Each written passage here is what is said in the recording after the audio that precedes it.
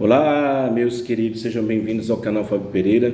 Mais uma alegria, como sempre, receber você aqui no nosso vídeo, nosso encontro, nesse retiro espiritual da Quaresma. Estamos no 30º dia hoje, completando um mês da nossa caminhada da Quaresmal. Faltam poucos dias para nós entrarmos na Semana Santa e vamos concluir esse retiro da semana, aliás, da Quaresma. É um retiro que está sendo fantástico. Você está gostando? Coloquei um like, né? Confirme, comente aí para você, para que a gente possa saber realmente como está sendo o seu retiro espiritual da Quaresma, como tem sido. Tem te ajudado esse nosso retiro espiritual, essas nossas reflexões? Sim? Não? Faça um comentário. Ali, você que ainda não se inscreveu no canal, em algum lugar desta tela tem aí, inscreva-se, aperte em cima, aperte no sininho de notificação em todos, para que você possa receber todas as notificações assim que a gente postar um vídeo aqui no canal. E olha, quanto mais você dá likes, quanto mais você compartilha, comenta, mais o YouTube vai entender que este vídeo tem relevância, portanto as pessoas vão ser alcançadas. Evangelize junto comigo, vamos chegar mais longe. Nós não chegamos ainda a 1.500 pessoas inscritas no canal. Então vamos lá? Vamos adiante, me ajude aí a crescer cada vez mais, não para a glória nossa, mas para a glória de Deus. É para isso que nós estamos aqui, para servir. Então vamos lá? Pelo sinal da Santa Cruz, livrai-nos Deus, nosso Senhor, dos nossos inimigos. Em nome do Pai, do Filho e do Espírito Santo. Amém. Vinde, Espírito Santo, enchei os corações dos vossos fiéis e acendei neles o fogo do vosso amor. Enviai o vosso Espírito e tudo será criado, e renovareis a face da terra. Oremos, ó Deus que instruíste os corações dos vossos fiéis, com a luz do Espírito Santo, fazei que apreciemos retamente todas as coisas, segundo o mesmo Espírito, e gozemos sempre de sua consolação, por Cristo Senhor nosso. Amém.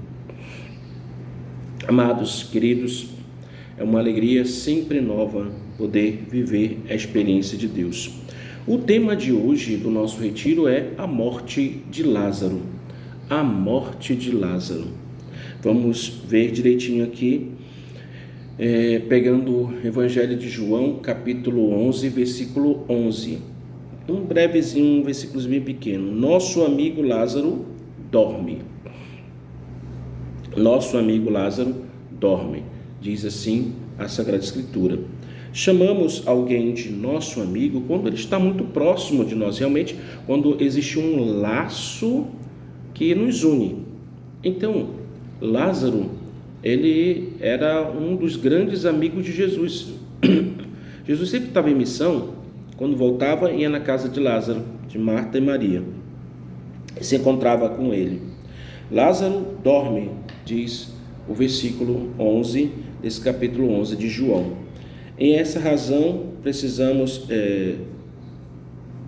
essa é a razão de precisarmos socorrê-lo, aquele de Jesus que é amigo, e torna-se um irmão, um tempo de desventura, diz aqui o livro Provérbios, capítulo 17, versículo 17.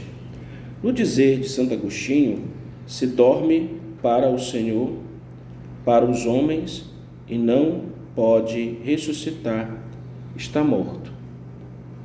A palavra sono pode ser utilizada para significar muitas coisas.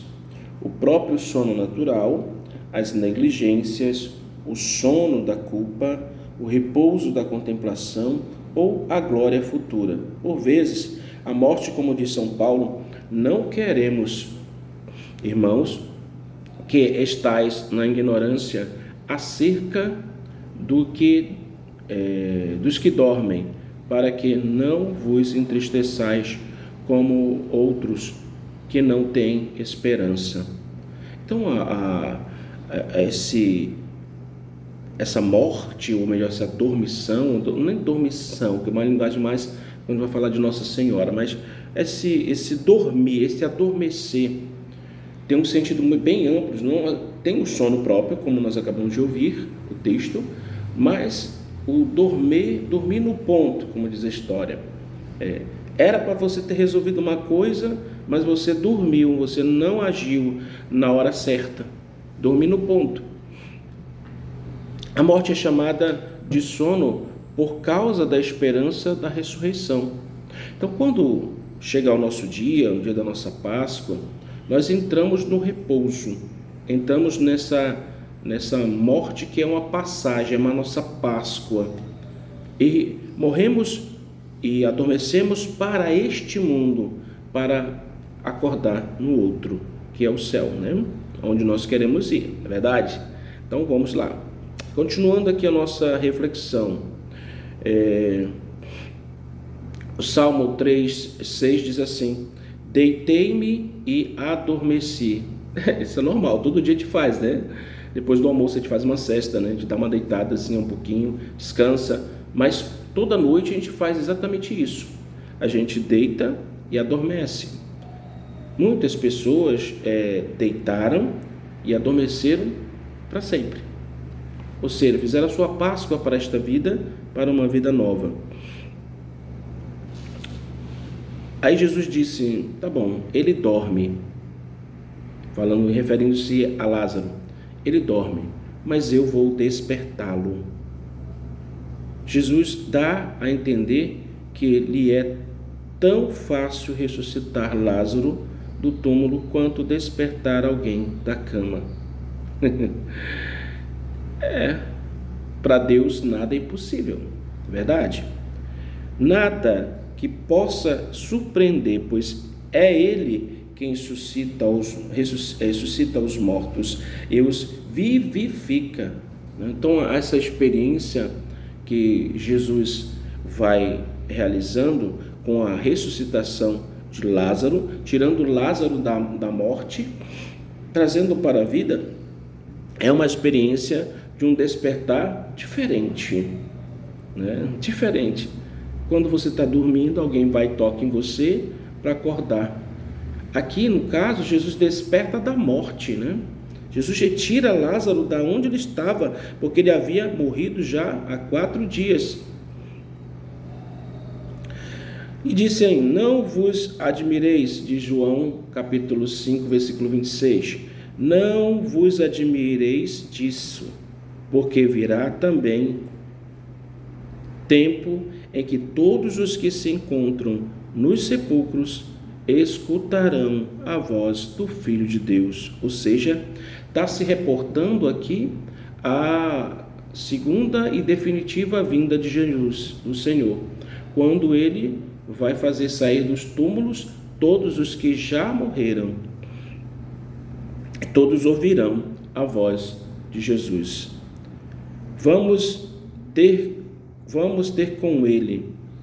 Jesus foi, depois de ter realizado a sua missão, onde ele estava, ele enfim foi até a casa de Lázaro, Marta e Maria. E assim ele tem a experiência, não ele, as pessoas têm a experiência da ressurreição. Para Jesus é muito simples fazer isso porque era Deus. Mas para aqueles que estavam ali, começaram a ver algo extraordinário. Eu imagino hoje, se isso acontecesse hoje, seria algo extraordinário para nós. E muitos se converteriam. Será? Talvez. Mas enfim, a graça de Deus, ela vai acontecendo. Com a presença de Cristo, ele vai vivificando aquilo ou aqueles que estão mortos. Pode-se dizer que o primeiro dia é o pecado do coração. Em Isaías 1,16 diz: tirai de diante dos meus olhos a malícia dos vossos pensamentos. Segundo, o pecado da língua, nenhuma palavra má saia de vossos lábios. Efésios 4,19. Um terceiro ponto, o pecado das obras, sobre a qual diz Isaías, capítulo 1,16, cessai de fazer o mal. Quarto dia, o pecado dos hábitos maus. De qualquer modo que se exponha o texto, o Senhor cura, por vezes, os mortos de 4 dias, isso é, os que transgridem a lei do Evangelho, que estão presos ao hábito do pecado. Então, gente, 4 dias se passaram da morte de Lázaro, né? Santo Agostinho, segundo Santo Agostinho, Lázaro morto há 4 dias significa o pecado retido pela morte de um pecado quádruplo: o pecado original, o pecado contra a lei natural, o pecado atual contra a lei positiva e o pecado atual contra a lei do Evangelho e da graça. Então nós vimos aqui, o primeiro dia é o pecado do coração, o segundo dia é o pecado da língua, o terceiro dia é o pecado das obras e o quarto dia é o pecado dos hábitos maus. Então, no 4º dia, somente no 4º dia, Jesus vai e ressuscita. Jesus estava em missão, né? Como a gente sabe, Jesus estava em missão, e ali naquele caminho de missão que ele estava realizando, ele sabe que Lázaro havia morrido. Jesus sofre, claro, humanamente, para revelar para nós a humanidade de Cristo, como ele é humano como nós. Queridos, hoje o nosso estudo bíblico é tirado do capítulo 5 do evangelista João, dos versículos 31 a 47. O testemunho que Jesus invoca é o testemunho do Pai que revelou São João Batista no dia do batismo de Jesus, segundo Mateus capítulo 3, versículo 17, que diz: Este é meu filho muito amado, em quem eu ponho o meu querer, ou a minha afeição.